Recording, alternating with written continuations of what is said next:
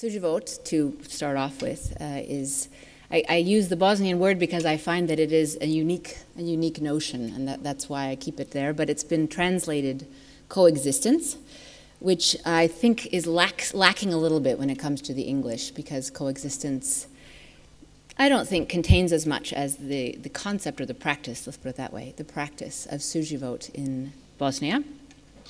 And I originally started this research in Bosnia with Bosnians living here, with the idea, with the impression, which didn't actually turn out to be so correct, that Bosnian Islam played a role within this concept of Suživot. And there's more to it than being incorrect, but that's not what this presentation is about. I work in the field of peace and conflict studies and religion, primarily in Bosnian Islam. And this research I sought actually as a follow-up research to the research I just mentioned on Suživot here in Bosnia. I moved recently to Switzerland and thought to myself, right, it would make sense to transfer this question about Suživot to the diaspora. Do diaspora also experience Suživot? Do they take their experience of Suživot in this place with them into their diaspora context? And if so, what does that look like? What does that look like with the host culture, and what does that look like between diaspora from Bosnia living in the host culture? So those are the intentions of this research, which is new, which is still ongoing. But just briefly, what do I mean by Suživot? Well, I don't really mean anything by Suživot. My whole intention was to find out what Bosnians experience that as, but to give some sort of an introduction, the basics. What I understand is that Suživot is a tradition or a legacy or a practice from this region of coexistence indeed, but more than this concept of coexistence in English. It's literally translated co-life, su as in co and život as in life, for those who don't speak Bosnian. I tend to use the term mutual life as I think a slightly better translation than coexistence. But other terms have also been used. It's a known practice and concept in the former Yugoslavia as a way of socially relating across cultural differences, but especially the case, I think, here in Bosnia because of the historic mix of the cultures and religions here. You have much more, I think, experience of that. So why would I do such a research? What's the relevance? Bosnia's history, Bosnia and Herzegovina's history, includes a passionate interplay between violent or competitive responses to conflict and more cooperative interactions and intentional relationality. So I'm looking much more at the second in this case. The initial purpose of the Bosnia Suživot research was to see, from my perspective, my interest, to see if this Suživot is a peace resource. If one takes an appreciative inquiry approach, meaning looking at the positive aspects rather than the problems, how can we make more of the positives? That was my question. Could this be something to emphasize as something to create more of in seeking a post-war situation that's more desirable? The purpose of the diaspora research of Suživot is to explore if Suživot remains in the diaspora after the war and whether it plays any role in social cohesion within the host community and or the other diaspora. And interestingly, another point of relevance is, despite its knownness, despite Suživot being a known word and a known practice, even perhaps a pop cultural or political phrase, I wonder, it has not been scientifically defined or explored. In fact, there's very little being published on this, as far as I have found. Most of it is in Bosnian language or Croatian language. So to overview what I'm going to talk about today, 4 elements. First of all, I want to tell you a little bit about the previous research upon which this diaspora research is based, which took place from 2012 to 2013. I want to just note a methodological challenge that I ran across, which I think is important because it says something about Suživot, or potentially says something about Suživot. I want, of course, to present my findings from the diaspora research about the understanding and experiences of Suživot in diaspora, especially the issue of adaptation, and then to finish up with a critique of Suživot as potentially ethnicized and or ethnicizing. So to start with, the previous research. This was qualitative research that took in 50 respondents from all over Bosnia and Herzegovina with a written questionnaire, open-ended questionnaire.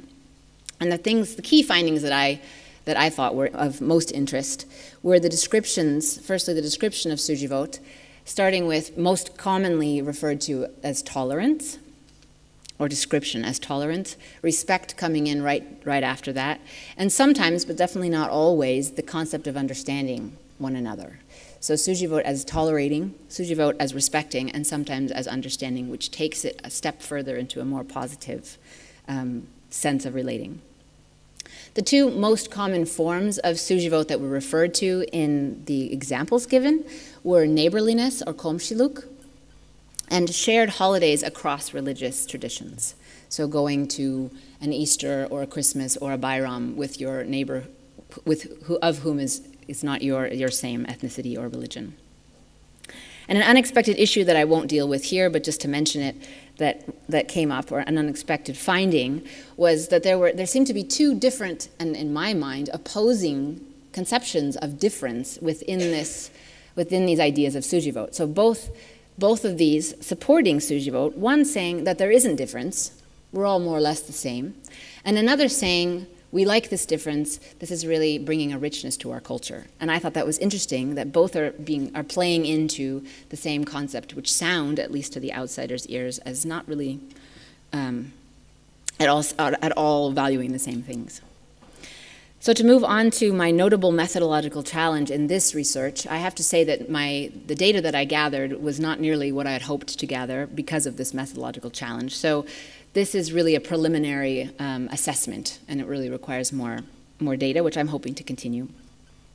So my methodology was, and I didn't mention at the beginning, that this is diaspora in Switzerland and the United States, but it ended up becoming also Canada because I got responses also from Canadians unexpectedly, or diaspora living in Canada.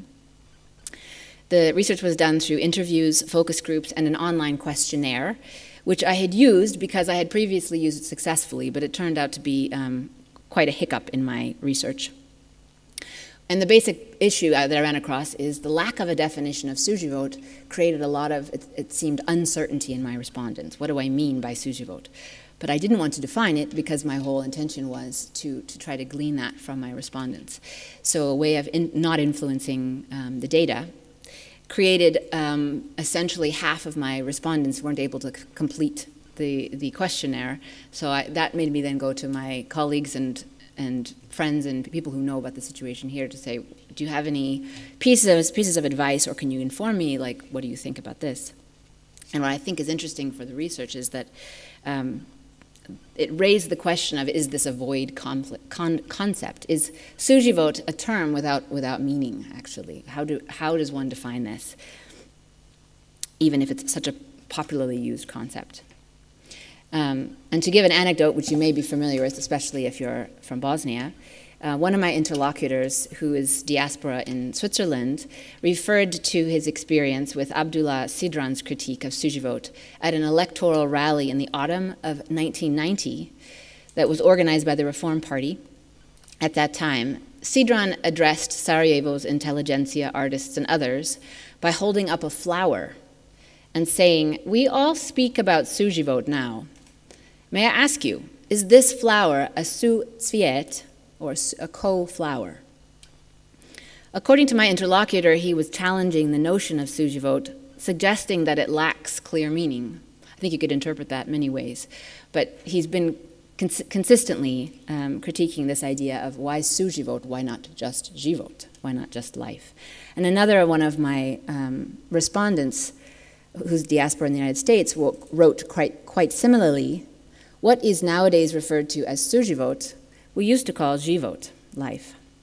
So does it even work, or is it even helpful as a term, is a question that was raised by this challenge. So to move on to my own research findings. First, what I found to be some meaning within Suživot that I received from my respondents, and secondly, what are the experiences of diaspora? To quote one man from Switzerland, diaspora from Sarajevo, if Suživot means anything, then it is the idea that people of different backgrounds live together Whether truly together, miteinander in German, or side by side, nebeneinander in German, is an open question. In the responses I gathered, the word tolerance came up first, just like with my responses from Bosnians who live here. It was the most often repeated descriptor of Suživot. This is consistent, as I said. After tolerance, the descriptor was openness, presumably to the others who are not like myself. As were references, and I find this particularly interesting, references to prilagoditi, to adjusting or adapting, which I didn't find at all within my research done here. And it was this term of adapting was used generally, not clear reference to whether that was the host culture or to other Bosnian diaspora in that place, but also to the host culture naturally. So, for example, quote from a man diaspora from Vareš in the United States. Suživot is accepting all people just as they are, adapting to life in a new country and circumstances, but still preserving our own traditions and not forgetting where we come from. I think it's safe to say that Suživot is both the home and host, in both the home and host countries, implies some adaptation or adjustment which comes with the willingness to deal with different ways of being. In some cases, this willingness is to accept difference more like tolerance, so putting up with something because it's there. That's one kind of extreme, on one extreme end of the spectrum, while in other cases it goes a step further even than respect to an intentional prioritization of diversity, which I think reflects this idea of understanding or wishing to have diversity. So an example of the former, putting up with, is a quote from a woman who lives in Switzerland, from Tuzla originally. This word to me means, Suživot, means, I live next to this person and I don't particularly like it, but there's no other civilized choice since I don't support ethnic cleansing. Rather than meaning, it's so great we hold hands and sip wine on each other's terraces. An example of the latter, so this intentional prioritization of diversity, would be an example from a woman in Canada who comes from Banja Luka, who says, Suživot is living with other nationalities and can be described with the phrases, peace is most precious, harmony without uniformity, and universal love and non-aggression. So we see a much more positive take in this one as compared with the other that just says, well, yeah, this is what I'm faced with. What about diaspora's experiences of Suživot? There were some negative responses, more from the Swiss diaspora, although I had also less data from Swiss, so I can't generalize. For example, the quote, we live next to each other, I suppose, but here meeting Swiss people is not easy. To positive responses, primarily more of them coming from North America, but with caveats. So not just, yes, we have Suživot, but one diaspora man in the US clarified that Suživot exists within the parameters created by this culture, with its much more private and secluded family life and far less frequent interaction, which is not how your regular Bosnian person would define Suživot. Perhaps this revision or adaptation of the practice of Suživot gives me one explanation for why the open-ended concept of Suživot was so difficult for my respondents in my research. Another caveat came from another man, diaspora respondent living in the United States, who explained the importance of considering each individual case on its own. He said, we have very strong friends from different nationalities and from different ends of our land, and we enjoy this. Suživot is possible, but everything is individual. Everything is through upbringing and culture. If you find friends who respect your traditions and habits, then Suživot is indeed possible and even fun. Adapting to the host country's own style of coexistence was another theme in the North American respondents' comments. One long-term diaspora woman in Canada expressed, my experience in Canada is one of the best when it comes to coexistence. We interact on professional as well as personal levels, which was all made possible with Canadian laws that promote multinationalism. Or a diaspora in the US said, I consider myself to be almost completely assimilated into this community. I consider this, Suživot, to be the normal life of a citizen. In contrast, however, he said, when speaking of his own host culture, of his own people in his host culture, about other people from Bosnia, we don't socialize together. He said, asserting that the diaspora are even greater nationalists than those in Bosnia and Herzegovina. This lack of Suživot between diaspora, at least in some cases, was confirmed by another woman from the US who said, there are not many examples of Suživot. Personally, we invite all Bosnia and Herzegovina friends to celebrate New Year's, but not to celebrate religious holidays. So to conclude with my critique, or not my critique, a critique that was posed to me explicitly by one respondent, but was certainly implicit in quite a lot of other responses, that Suživot is experienced by at least some people, certainly in the diaspora where this comment was coming from, as ethnicized, which is interesting to me as a peace researcher who's looking to see if this is a peace resource. That Suživot actually implies different groups, not different individuals. There have to be groups or communities in order to have Suživot. I'm very curious to hear if people have thoughts about this, because that's certainly not how I understood it. For those who would not place themselves in one ethnic box, can they experience Suživot? So Suživot can possibly, perhaps, also entrench ethnic group identity rather than providing a space for difference, as I had originally understood the concept to mean. And it's not clear from this, because it's certainly just a beginning idea, but if this experience of an ethnicized Suživot is more prevalent with diaspora, or if it's also something that's experienced here. Elements that would play into that certainly would be that the ethnic category is more stressed here in Bosnia, more standard, whereas if you are in a host culture, your citizenship, country of origin, would be more emphasized. That would be my expectation. And to conclude with a metaphor that is in the title of my work, of my paper, the American melting pot ideal, or myth, about neutralizing difference, melting variety into a new soup, is one option, you may say, of adaptation or assimilation.